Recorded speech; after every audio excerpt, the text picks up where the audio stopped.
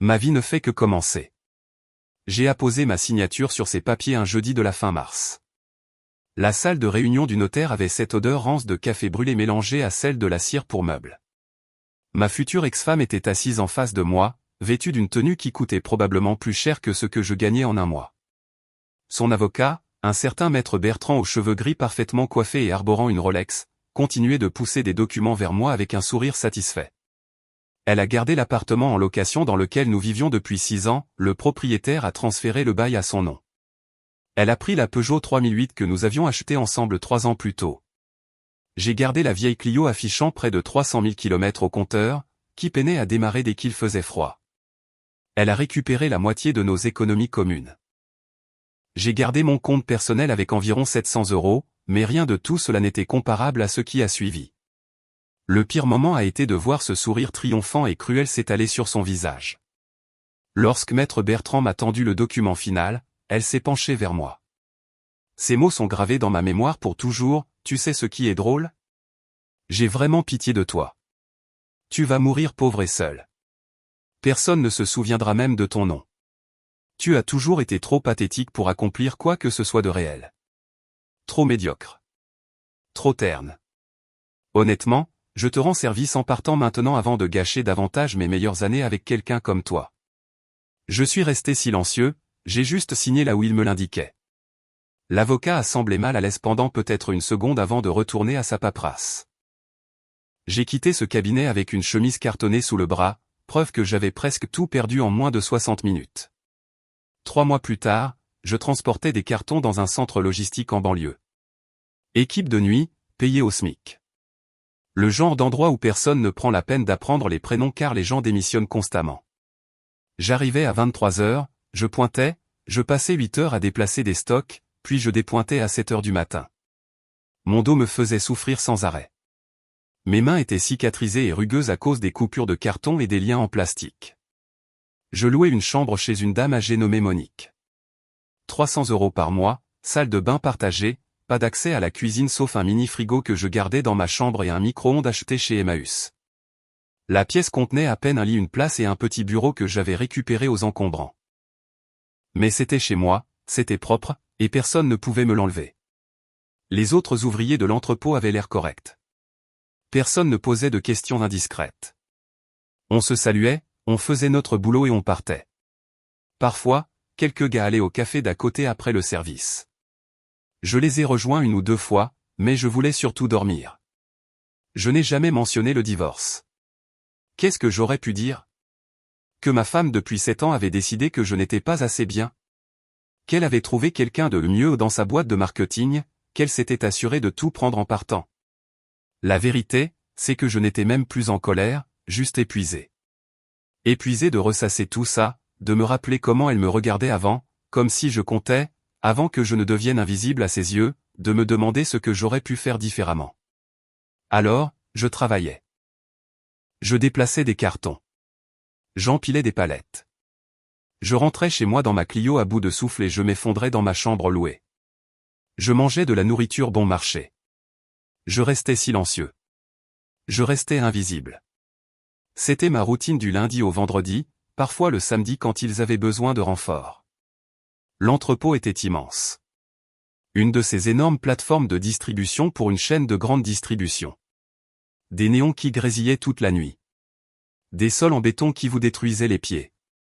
Le bip constant des chariots élévateurs et le raclement des palettes. Mon chef d'équipe, Stéphane, avait la quarantaine, était en surpoids et fronçait tout le temps les sourcils. Il ne se souciait que de charger les camions à l'heure. Si vous faisiez votre travail, il vous ignorait. J'appréciais ça. Je n'avais pas besoin de motivation ou de bêtises de team building.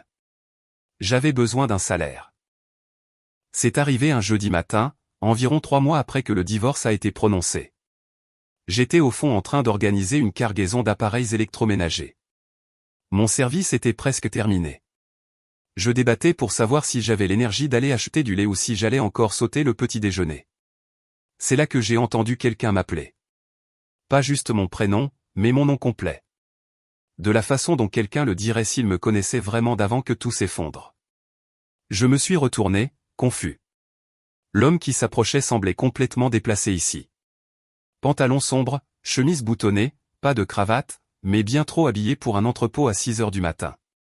Il avait à peu près mon âge, peut-être un peu plus vieux, cheveux bruns, grisonnants sur les côtés.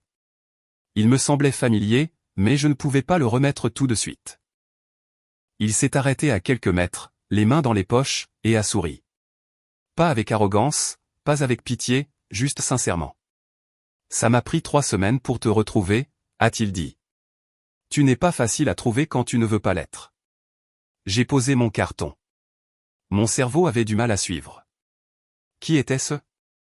Comment me connaissait-il? Puis la reconnaissance m'a frappé. La voix, sa posture, la cicatrice au-dessus de son sourcil gauche datant du jour où nous avions essayé de déplacer du matériel informatique et où il s'était cogné la tête. Marc, ai-je dit. Il a hoché la tête. Ouais, ça fait un bail. Marc Durand, mon associé d'une autre vie. À l'époque où j'avais, vous savez, 25 ans et où j'étais assez naïf pour penser qu'on pouvait construire quelque chose d'important. À l'époque où on travaillait 16 heures par jour à écrire du code dans un appartement exigu, survivant grâce aux nouilles instantanées et aux rêves, avant que j'abandonne tout ça pour un emploi stable et une vie normale, et une femme qui a finalement décidé que normal n'était pas suffisant. Qu'est-ce que tu fais là, ai-je demandé. Ma voix sonnait bizarrement. Je n'avais pas eu de conversation de plus de 2 phrases depuis des semaines. Marc a jeté un coup d'œil autour de l'entrepôt, puis m'a regardé. Il faut qu'on parle. Tu as le temps pour un café après ton service? J'ai hésité. Je n'avais aucune idée de ce qu'il pouvait bien vouloir après 15 ans de silence. Mais quelque chose dans son expression me disait que ce n'était pas anodin. C'était sérieux. Quelque chose qui l'avait poussé à me traquer jusqu'à un entrepôt au milieu de nulle part à l'aube. Ouais, ai-je finalement dit. Je finis dans 1 heure. Il a hoché la tête. Il y a une brasserie 2 rues plus loin. Je t'attendrai là-bas. Puis il s'est tourné et a marché vers la sortie, me laissant là avec une palette à moitié chargée et plus de questions que je n'en avais eu depuis des mois. Stéphane est arrivé au coin, son porte-bloc à la main, me lançant un regard noir. Tu prends une pause ou quoi? Non, ai-je dit en attrapant un autre carton. Je finis juste. Mais mes mains tremblaient, et pour la première fois en 3 mois, je ressentais autre chose que de l'épuisement. Je me sentais éveillé. La brasserie était typique. Banquette en sky usé, carrelage à damier, comptoir en zinc. Le genre d'endroit où le café était mauvais, mais personne ne se plaignait parce qu'au moins il était chaud. Marc était assis dans un coin quand je suis arrivé. Il avait déjà commandé 2 cafés. Je me suis glissé en face de lui, toujours dans ma tenue d'entrepôt, sentant le carton et la sueur. Il n'a pas semblé gêné. Tu as changé, a-t-il dit. Ouais, 15 ans, ça fait ça. Il a souri légèrement. Tu vois ce que je veux dire. Tu as l'air d'avoir traversé l'enfer. J'ai pris le café. Il était amer et brûlé. Exactement ce à quoi je m'attendais. Pourquoi es-tu là, Marc? Comment m'as-tu trouvé? J'ai engagé quelqu'un. Un détective privé. Ça m'a coûté environ 2000 balles, mais ça valait le coup. Il a sorti une chemise de sa sacoche et l'a posée sur la table. Je dois te montrer quelque chose, et j'ai besoin que tu écoutes vraiment avant de décider que j'ai perdu la tête. J'ai fixé le dossier. Ok, tu te souviens du logiciel? Le projet qu'on a monté en 2009. J'ai failli rire. Le système de gestion des stocks, Marc, c'était il y a une éternité. On ne l'a même jamais lancé correctement. Toute la boîte a coulé au bout de 6 mois. Je me souviens que je suis parti, j'ai pris ce boulot de support technique, j'avais besoin de stabilité, de vrai salaire. Je m'en souvenais. J'avais 26 ans, j'étais en burn-out, fauché, et convaincu d'avoir gâché une année à courir après un rêve impossible. Marc avait été contrarié quand j'avais démissionné, mais nous nous étions quittés en bons termes. On a juste perdu contact après ça. La vie a suivi son cours. Je ne t'ai jamais reproché d'être parti, a continué Marc. Mais je ne pouvais pas laisser tomber. J'ai continué à bosser dessus, je l'ai amélioré, j'ai trouvé quelques investisseurs qui croyaient en ce qu'on avait commencé. Un petit financement, rien de fou, mais assez pour continuer. C'est super, mec. Sincèrement. Mais quel rapport avec moi? Marc a ouvert le dossier. À l'intérieur se trouvaient des documents juridiques, des pages de texte denses avec des sections surlignées. Il l'a tourné pour que je puisse voir. Quand on a créé la société, on a déposé les statuts. Tu possèdes 40%. Je possède 40%. On avait un troisième associé, tu te souviens de Denis, qui a apporté le financement initial? Il avait 20%. Je me souvenais vaguement de Denis, un type plus âgé, qui avait de l'argent qu'il était prêt à risquer sur deux gamins avec de grandes idées. Je n'avais pas pensé à lui depuis des années. D'accord, ai-je dit lentement. Mais je suis parti. J'ai tout laissé tomber. Je pensais que c'était fini. Tu n'as rien signé pour céder tes parts. Tu as juste arrêté de venir. Et je ne t'ai jamais demandé de signer quoi que ce soit parce que je me disais que peut-être un jour tu reviendrais, ou peut-être que j'aurais besoin de te retrouver. Alors j'ai gardé tes 40% de côté, je les ai protégés, séparés de tout le reste. J'ai posé ma tasse de café. Pourquoi tu ferais ça? Parce qu'on l'a construit ensemble. Les fondations, le code principal, toute la structure. C'était nous, à bosser 16 heures par jour dans cet appart sans clim. Tu as gagné ces 40%. Ce n'est pas parce que tu es parti que tu as arrêté de les mériter. Ma tête tournait. Ça n'avait aucun sens. Les gens ne font pas ce genre de choses, surtout en affaires. Marc, j'apprécie le geste, mais je ne comprends pas ce que tu me dis. Tu as vendu la boîte ou quoi? Tu essaies de me donner une part? Il s'est adossé à sa chaise et pour la première fois, j'ai vu à quel point il avait l'air épuisé, combien il portait ce poids. Le mois dernier, une entreprise appelée Groupe Portman a fait une offre pour nous racheter. Ils sont énormes. Logiciels d'entreprise, contrats gouvernementaux, tout ça. Ils voulaient notre plateforme d'inventaire parce qu'elle s'intègre à des systèmes auxquels personne d'autre ne peut accéder. Ça a pris 2 ans de négociations, mais il y a 3 semaines, l'affaire a été conclue. J'ai senti un froid s'installer dans mon estomac. Combien? 11,7 millions d'euros. La brasserie m'a soudain semblé très petite et très bruyante. Quelqu'un a fait tomber de la vaisselle en cuisine. Un camion est passé dehors. Le néon au-dessus de notre table grésillait. Tes 40%, a dit Marc doucement. Après impôts et frais juridiques, ça revient à environ 4,7 millions d'euros. Je ne pouvais pas parler. Je ne pouvais littéralement pas former de mots. Je suis juste resté assis là à le regarder, attendant qu'il éclate de rire et me dise que c'était une blague élaborée. Il n'a pas ri. Il a juste poussé le dossier plus près. Tout est là. Les documents bancaires, l'accord d'acquisition. Tes infos bancaires sont périmées, évidemment, mais on devra mettre ça à jour. Il y a une avocate qui attend pour te parler. Elle s'appelle Maître Valérie Dumont. Elle est excellente. Elle t'expliquera tout. Ce n'est pas possible, ai-je finalement réussi à dire. Je charge des cartons dans un entrepôt pour le SMIC. Je vis dans une chambre louée. Je viens de traverser un divorce qui m'a tout prié. Et tu me dis que je suis millionnaire? Oui. Pourquoi ne m'as-tu pas trouvé plus tôt? Pourquoi attendre maintenant? Marc a baissé les yeux vers son café. J'ai essayé il y a environ 5 ans. J'ai engagé quelqu'un pour te retrouver. Ils t'ont trouvé vivant à 2 départements d'ici, marié, avec un boulot stable. Tu avais l'air heureux, ou du moins stable. Je ne voulais pas perturber ça. Je me suis dit que j'attendrais qu'il y ait quelque chose de concret à te dire. Tes parts étaient en sécurité. Je pouvais te laisser vivre ta vie. Et maintenant, l'affaire est conclue. L'argent est là. Et quand j'ai essayé de te contacter à ton ancienne adresse, j'ai découvert que tu avais déménagé. Pas de suivi de courrier, pas de numéro de téléphone. Alors, j'ai creusé plus profond, j'ai appris pour le divorce, j'ai appris que tu étais ici, et j'ai décidé que j'avais assez attendu. J'ai pris un des documents. Mon nom, Thomas Mercier, y figurait. Un langage juridique que je comprenais à peine, des chiffres qui ne semblaient reliés à rien dans mon existence actuelle. Et mon ex-femme, ai-je demandé. La question m'a échappé avant que je puisse l'arrêter. Peut-elle réclamer une partie de ça?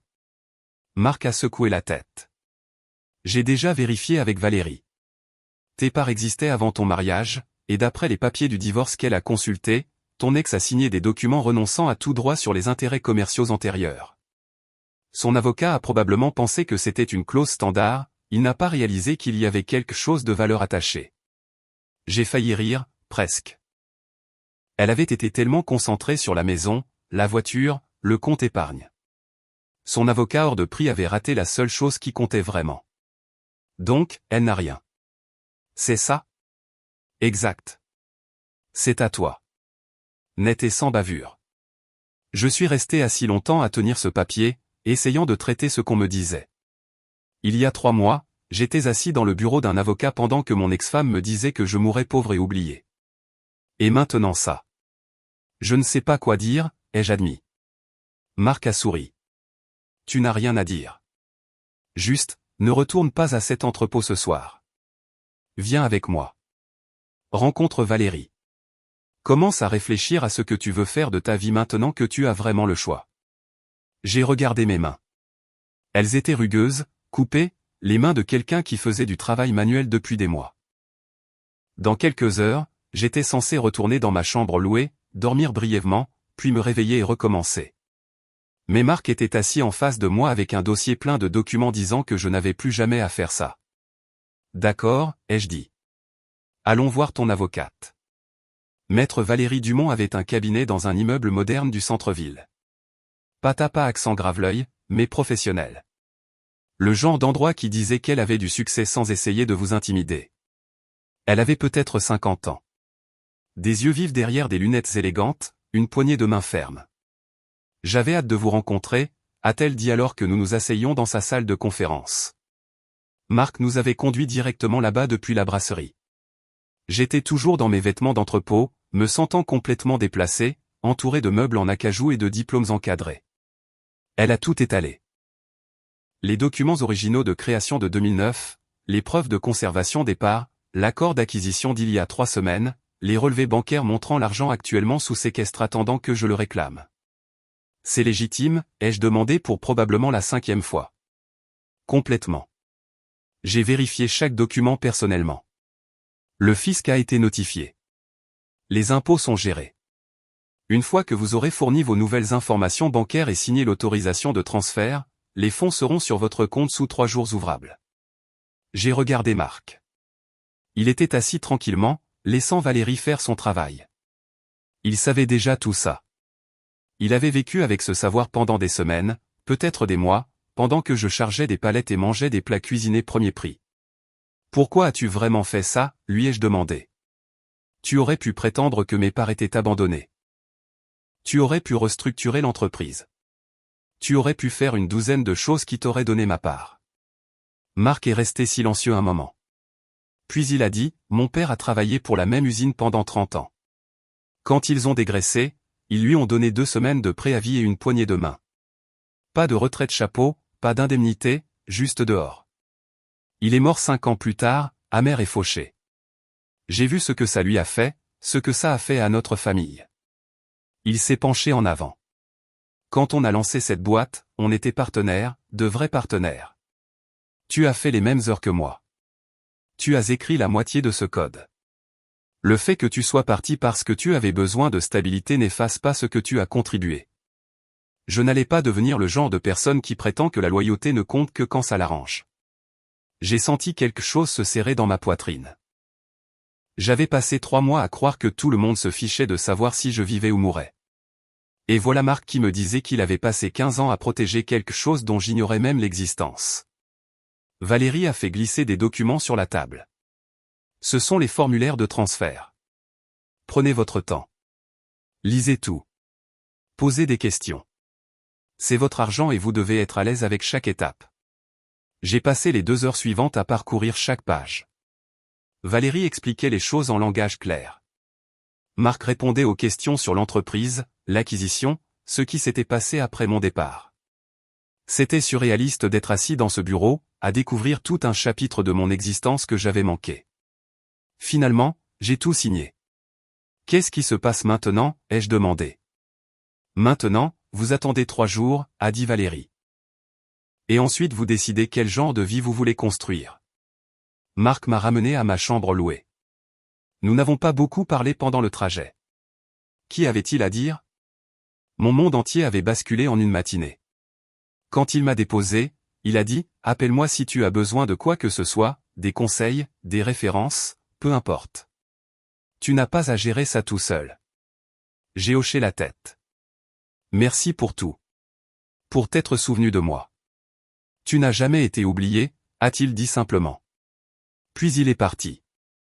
Je suis entré dans cette petite chambre et je me suis assis au bord de mon lit. Le mini-frigo bourdonnait dans le coin. À travers les murs fins, je pouvais entendre Monique regarder ses émissions télé du matin. Tout était exactement pareil qu'au moment où j'étais parti pour mon service il y a 12 heures, sauf que plus rien n'était pareil du tout. Je n'ai pas démissionné de l'entrepôt immédiatement. Ça semble probablement fou, mais j'avais besoin de temps pour réfléchir, pour planifier. J'avais passé 3 mois à apprendre ce que ça faisait de n'avoir rien. Je n'allais pas me précipiter dans l'abondance sans être intelligent à ce sujet. Je me suis mis en arrêt maladie pendant 3 jours pendant que l'argent transférait. Quand c'est finalement arrivé sur mon compte, je me suis assis dans ma chambre en fixant l'écran de mon téléphone, ces chiffres qui ne semblaient reliés à rien de réel. 4 700 000 € et des poussières. J'ai ouvert un nouveau compte courant dans une autre banque, j'y ai viré 50 000 € pour les dépenses immédiates. J'ai laissé le reste sur des comptes d'épargne et placement jusqu'à ce que je puisse parler à un conseiller financier. Je n'allais pas faire n'importe quoi. J'avais vu trop d'histoires de gagnants du loto ruinés en 5 ans. Le 4e jour, je suis retourné à l'entrepôt. Stéphane a eu l'air surpris de me voir. Je croyais que t'avais arrêté, a-t-il dit. J'avais juste besoin de quelques jours. Je suis de retour. J'ai travaillé 2 semaines de plus, des services complets, j'ai chargé des cartons, empilé des palettes, gardé la tête basse. Quelques gars ont demandé si j'allais mieux. J'ai dit oui. Personne n'a cherché à en savoir plus. Pendant ces 2 semaines, j'ai fait mes plans. J'ai rencontré un conseiller financier recommandé par Valérie. J'ai mis en place des investissements, parlé à un fiscaliste, je me suis assuré que chaque euro était comptabilisé et protégé. J'ai acheté une maison. Rien de tape à accent Graveleuil. Un pavillon 3 chambres, 2 salles de bain, quartier sympa, bonnes écoles à proximité, même si je n'avais pas d'enfants. Le genre d'endroit qui semblait solide, permanent, à moi. J'ai payé comptant. L'agent immobilier avait l'air confus, mais n'a pas discuté. J'ai acheté une voiture. Un break robuste, 7 ans d'âge, bien entretenu, 50 000 km, fiable, le genre de véhicule qui durerait encore une décennie. Payé cash aussi. J'ai mis en place des prélèvements automatiques pour les charges, l'assurance, tout. Je me suis assuré d'avoir toujours 6 mois de dépenses d'avance sur mon compte courant. J'en ai mis une partie pour la retraite, investi le reste prudemment. Je n'essayais pas de devenir plus riche. J'essayais de rester stable. Et j'ai commencé à réfléchir à ce que je voulais vraiment faire de ma vie, maintenant que la survie n'était plus le seul but. Lors de mon dernier jour à l'entrepôt, Stéphane m'a pris à part pendant la pause. Tu donnes ta démission? Ouais, mes 2 semaines se terminent demain. J'apprécie le boulot, mais j'ai trouvé autre chose. Il a hoché la tête, n'a pas posé de questions, a juste dit, tu es fiable. Ça compte. J'ai fini mon service, j'ai pointé pour la dernière fois, j'ai marché jusqu'à ma voiture sur le parking alors que le soleil se levait. Je suis resté assis là 1 minute à regarder l'entrepôt, pensant à ces 3 mois. Je ne les regrettais pas.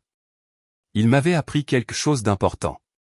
Il m'avait montré que je pouvais survivre, que je pouvais tout perdre et me relever le lendemain. Ça valait le coup de le savoir. Mais j'avais fini de survivre. Il était temps de vivre vraiment. J'ai conduit jusqu'à ma nouvelle maison. Elle était vide à part un matelas et quelques bases. J'avais déménagé petit à petit de chez Monique la semaine passée. Elle avait été heureuse pour moi quand je lui ai dit que j'avais trouvé un meilleur travail et que je partais. Je lui ai donné 200 € de plus en partant. Elle a essayé de refuser. J'ai insisté. Je me tenais dans le salon de ma maison à la lumière du petit matin et j'ai ressenti quelque chose que je n'avais pas ressenti depuis longtemps. La paix. Une paix réelle et authentique. Mon téléphone a vibré. Un texto de Marc. Comment est la nouvelle maison? J'ai souri et répondu, calme, dans le bon sens du terme. 3 petits points sont apparus. Puis, bien, tu l'as mérité. Ne laisse personne te dire le contraire. J'ai regardé la pièce vide, j'ai pensé à mon ex-femme, où qu'elle soit, pensant probablement toujours qu'elle avait gagné.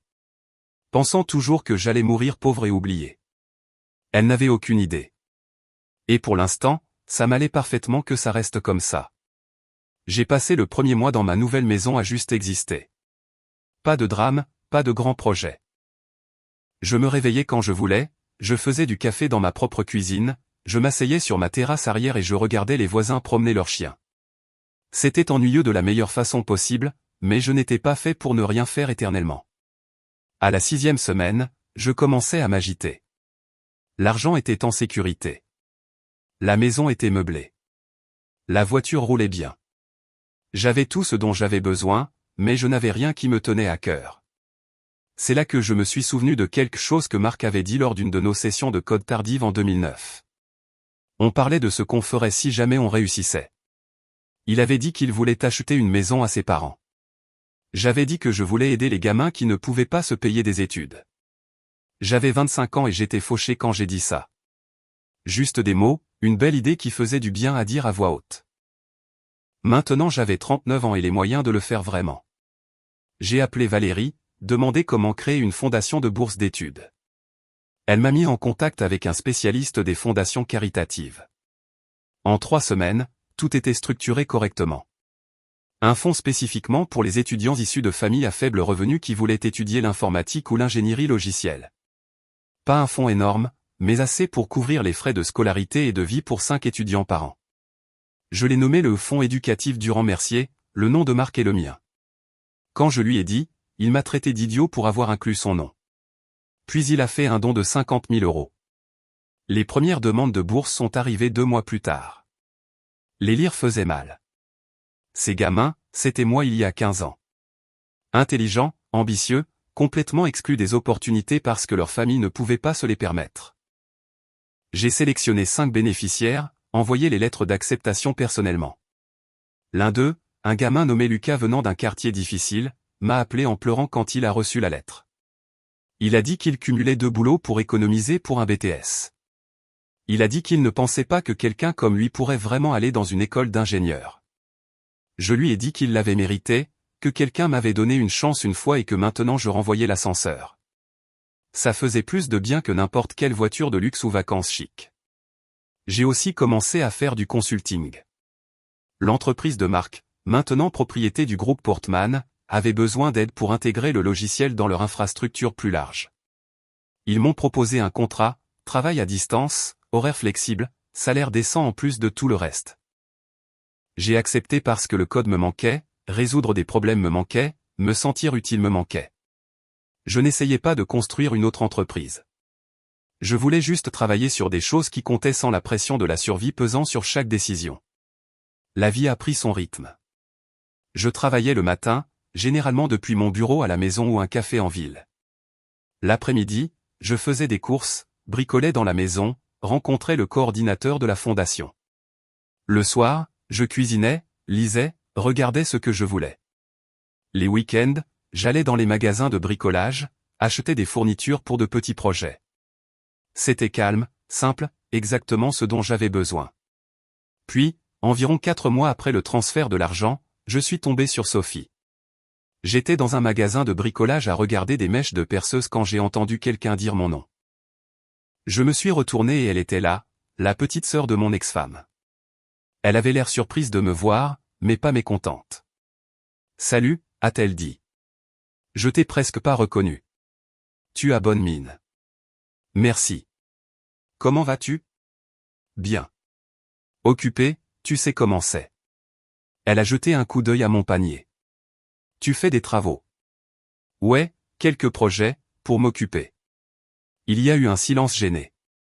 Sophie avait toujours été correcte avec moi pendant le mariage, n'avait jamais pris parti pendant le divorce, ce que j'appréciais. Mais je savais qu'elle parlait régulièrement à sa sœur. Peu importe l'information que je lui donnais, ça finirait par remonter. « J'ai entendu dire que tu avais déménagé », a-t-elle dit prudemment. « Tu t'en sors ? Je veux dire, après tout ça. Je vais bien. Mieux que bien, en fait. » Les choses se sont arrangées. Elle avait l'air de vouloir en demander plus, mais quelque chose dans mon ton a dû lui dire de ne pas insister. « C'est bien. Je suis contente. Tu mérites de bonnes choses. J'apprécie. Une autre pause. Puis elle a dit, si jamais tu veux prendre un café ou autre juste pour discuter, fais-moi signe. Je sais que c'est bizarre, mais tu as été de la famille pendant longtemps. Ça ne disparaît pas comme ça. Je garderai ça en tête, ai-je dit, même si nous savions tous les deux que je ne le ferais pas. Elle a hoché la tête, m'a fait un petit sourire et s'est éloignée. Cette interaction m'a dit tout ce que j'avais besoin de savoir. La nouvelle n'avait pas encore fuité. Mon ex-femme ne savait rien pour l'argent, ne savait pas où je vivais, ne savait rien, et je voulais que ça reste ainsi le plus longtemps possible. Une semaine plus tard, j'ai reçu un email d'un des boursiers. Lucas, le gamin qui m'avait appelé en pleurant. Il m'envoyait une photo de sa chambre d'étudiant, souriant comme s'il avait gagné au loto. Il disait que ses cours étaient durs mais incroyables. Il disait qu'il n'arrivait pas à croire que c'était sa vraie vie maintenant. J'ai fixé cette photo pendant un long moment. J'ai pensé à quel point j'étais passé près de ne jamais avoir les ressources pour faire ça. Que si Marc avait été un autre genre de personne, s'il avait décidé que la loyauté ne comptait pas, je serais encore en train de charger des cartons et de manger des nouilles. Mais il ne l'avait pas fait, et moi non plus. J'ai tapé une réponse courte, dit à Lucas de continuer à travailler dur, que j'étais fier de lui, de me contacter s'il avait besoin de quoi que ce soit. L'article est sorti un mercredi matin d'octobre. Un blog tech local faisait un papier sur les acquisitions logicielles réussies dans la région. L'entreprise de Marc était envedettée, enterrée dans le 3e paragraphe, se trouvaient les noms des fondateurs originaux. Marc m'a appelé vers midi. Salut, alors il y a cet article. Il nous mentionne par notre nom. Je voulais juste te prévenir au cas où quelqu'un te contacterait. Merci, ai-je dit. J'ai affiché l'article sur mon ordi portable. C'était là. Mon nom complet listé comme fondateur aux côtés de Marc et Denis. L'article parlait de l'acquisition, de l'innovation de la plateforme, de la façon dont elle était maintenant utilisée par de grandes entreprises. Il ne mentionnait pas de montant, mais quiconque avec des compétences de base en recherche pouvait probablement deviner l'ordre de grandeur. J'ai fermé mon ordi et je me suis remis au travail. Je n'y ai pas plus pensé que ça. Le premier message est arrivé 2 jours plus tard. Numéro inconnu, quelqu'un prétendant être une vieille connaissance. J'ai effacé. Puis un autre, puis un troisième de quelqu'un prétendant être un ancien collègue. Je les ai tous bloqués. Le samedi, mon ex-femme a commencé à appeler, pas de son numéro, mais de numéros que je ne reconnaissais pas, mais je connaissais sa voix de messagerie, ce ton faussement doux qu'elle utilisait quand elle voulait quelque chose. J'ai effacé chaque message. Elle a appelé encore et encore, différents numéros à chaque fois. J'ai bloqué chacun d'eux. Dimanche matin, elle s'est pointée chez moi. Je buvais mon café sur ma terrasse quand sa voiture est entrée dans mon allée. La Peugeot, celle qu'elle avait prise lors du divorce. Elle est sortie en jean et pull, cheveux attachés, essayant d'avoir l'air décontracté, accessible. Je suis resté assis, je ne me suis pas levé, je ne l'ai pas reconnue jusqu'à ce qu'elle soit à mi-chemin de l'allée. Bel endroit, a-t-elle dit en regardant autour d'elle. Je ne savais pas que tu avais déménagé. Je ne pensais pas que tu avais besoin de le savoir. Elle s'est arrêtée à quelques mètres des marches de la terrasse. On peut parler juste 1 minute? Non, s'il te plaît. Je sais que les choses ont mal fini. Je sais que j'ai dit des choses que je n'aurais pas dû, mais j'ai réfléchi à tout ça et je veux juste crever l'abcès. J'ai bu une gorgée de mon café. Il n'y a rien à crever. On est divorcés. C'est fini. Passe à autre chose. J'ai vu l'article, a-t-elle dit doucement. Sur la boîte de logiciels, sur le rachat. C'était ça. La vraie raison pour laquelle elle était debout dans mon allée à 9 h un dimanche. Tant mieux pour toi, ai-je dit. Tu ne m'as jamais dit que tu avais des parts dans un truc comme ça. Tu n'as jamais demandé, et ça n'aurait pas compté pendant le divorce de toute façon. Les parts étaient là avant qu'on se marie. Ton avocat s'est assuré que tu signes pour renoncer à toute réclamation sur les intérêts commerciaux antérieurs. Tu te souviens. Son visage a pâli. Elle s'en souvenait. C'était juste de la paperasse standard. Il a dit que ça ne comptait pas. Ça comptait. Elle a fait un pas de plus. Écoute, je sais que je t'ai blessé. Je sais que j'ai été dur, mais on a été ensemble 7 ans. Ça doit compter pour quelque chose. Ça a compté. Au passé. Puis tu m'as dit que je mourrais pauvre et oublié. Drôle comme les choses ont tourné. J'étais en colère. Je ne le pensais pas. Si, tu le pensais. Elle a ouvert la bouche, l'a refermée, a réessayé. Qu'est-ce que tu veux que je dise? Que j'avais tort. D'accord. J'avais tort. Tu t'en sors manifestement bien. Je suis heureuse pour toi. Est-ce qu'on peut juste passer outre? Je me suis levé, j'ai posé ma tasse de café sur la rambarde, je l'ai regardé directement pour la première fois depuis son arrivée. Tu dois partir. Ne reviens pas. N'appelle pas. N'envoie pas de message par ta sœur ou tes amis ou qui que ce soit d'autre. Nous n'avons rien à nous dire, jamais. Tu ne peux pas sérieusement être aussi froid. Je peux et je le suis. Au revoir. Je suis rentré dans ma maison et j'ai fermé la porte, verrouillé, regardé par la fenêtre alors qu'elle restait là encore une minute, essayant clairement de décider si elle devait frapper. Elle ne l'a pas fait. Finalement, elle est remontée dans sa voiture et est partie. Mon téléphone a vibré. Texto de Sophie. Elle pose des questions sur toi. Dit qu'elle veut s'excuser. Je lui ai dit de te laisser tranquille. Je voulais juste que tu saches. J'ai répondu, merci. Un autre texto, cette fois d'un avocat que je ne connaissais pas. En-tête professionnelle dans la signature représentant mon ex-femme concernant de potentielles erreurs dans le règlement du divorce. Je l'ai transféré à Valérie. Elle m'a appelé 5 minutes plus tard en riant. Ils n'ont aucun dossier, rien. Je vais leur envoyer une réponse qui va clore ça définitivement. Fais-le, ai-je dit. Et c'était tout. Le désespoir commençait. Elle s'était éloignée de quelque chose de précieux parce qu'elle était trop occupée à être cruelle pour voir ce qui comptait vraiment. Je ne me sentais pas victorieux. Je me sentais juste libéré. 6 mois après que Valérie a stoppé la tentative de l'avocat, ma vie s'était installée dans quelque chose que je n'attendais plus. Le contentement. Le fonds de bourse prospérait. 10 étudiants maintenant, plus seulement 5. Marc avait convaincu 2 autres entrepreneurs de la tech de contribuer. Nous faisions une réelle différence.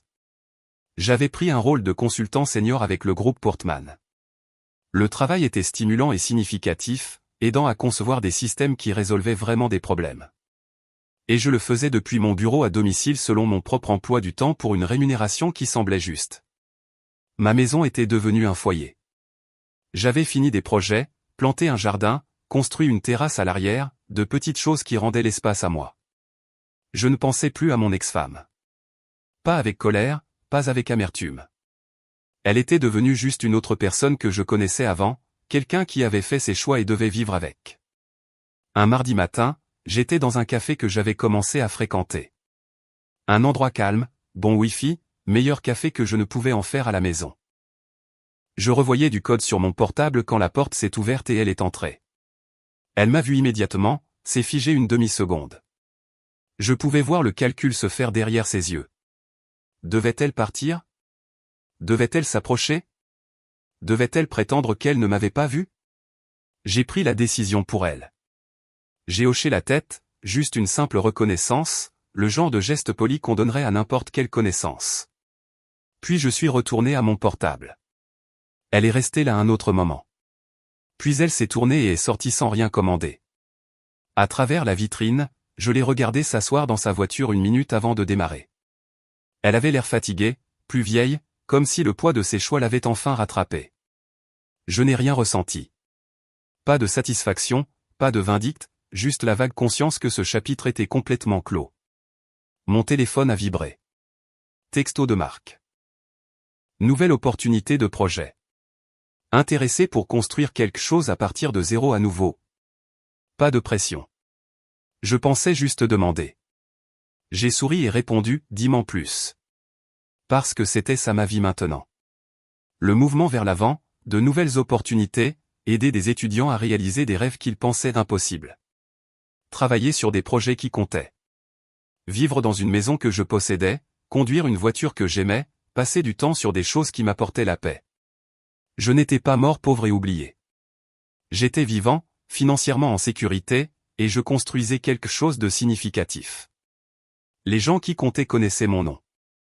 Les étudiants que j'avais aidés se souviendraient de ce qui avait été fait pour eux. Marc ne m'avait jamais oublié, même quand je m'étais oublié moi-même. Ce soir-là, je me suis assis sur ma terrasse arrière en regardant le coucher de soleil. Mon téléphone a sonné. C'était Lucas, le premier boursier, appelant pour me dire qu'il venait d'accepter un stage dans une grande entreprise tech. Il parlait vite, excité, reconnaissant, disait qu'il allait renvoyer l'ascenseur un jour, aider d'autres gamins comme il avait été aidé. Je lui ai dit que je le croyais parce que c'était le cas. Après avoir raccroché, je suis resté dehors un peu plus longtemps. L'air était frais, le ciel était clair. Quelque part à l'autre bout de la ville, mon ex-femme était probablement encore en train de traiter ce qu'elle avait perdu, essayant encore de comprendre comment vivre avec ses erreurs. Mais ce n'était plus mon problème. Elle avait fait son choix quand elle m'avait dit que je mourrais pauvre et oublié. Elle avait eu tort sur les 2 points, et c'était suffisant. J'ai fini mon eau, je me suis levé et je suis rentré à l'intérieur. Demain, je parlerai à Marc de ce nouveau projet. Ce week-end, je rencontrerai le coordinateur de la fondation pour étendre le programme de bourse. Le mois prochain, je visiterai l'une des universités où nos étudiants étaient inscrits. J'avais des projets, un but, la paix, et honnêtement, je ne pouvais rien demander de plus.